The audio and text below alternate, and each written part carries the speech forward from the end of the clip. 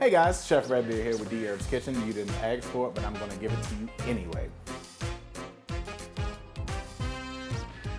This is the fall, and you can smell it in the air. You can't see them yet. There are no jack-o'-lanterns, but pumpkins, beware.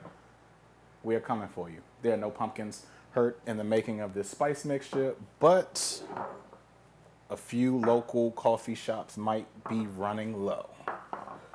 This is very, and when I say very simple, that is what I mean. For your warm milk lattes, for your teas, for your coffee, for your drinks and juices. If you want to add this just as a spice blend for maybe some vegetables or some other out of this world combination that I have not put together yet, this is the pumpkin spice mixture for you.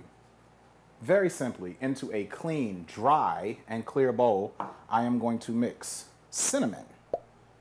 A lot more cinnamon than the rest of these ingredients because this is the base. This is some dried ginger.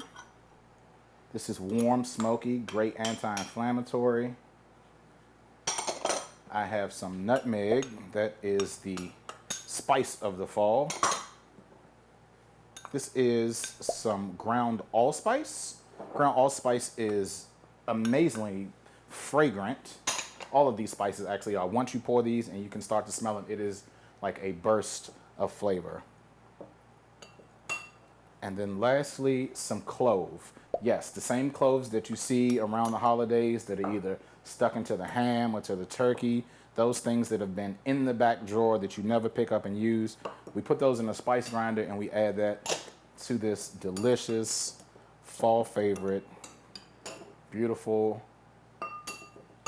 pumpkin spice mix. Again, you can just warm some coconut milk or some almond milk or some oat milk, sprinkle this on top, stir it in, pumpkin spice latte. It's very simple. If you like this recipe and would like to see others, or just my handsome face, make sure you like, share, subscribe, click the little bell icon in the corner, and follow us at www.dherbs.com/Chef Redbeard.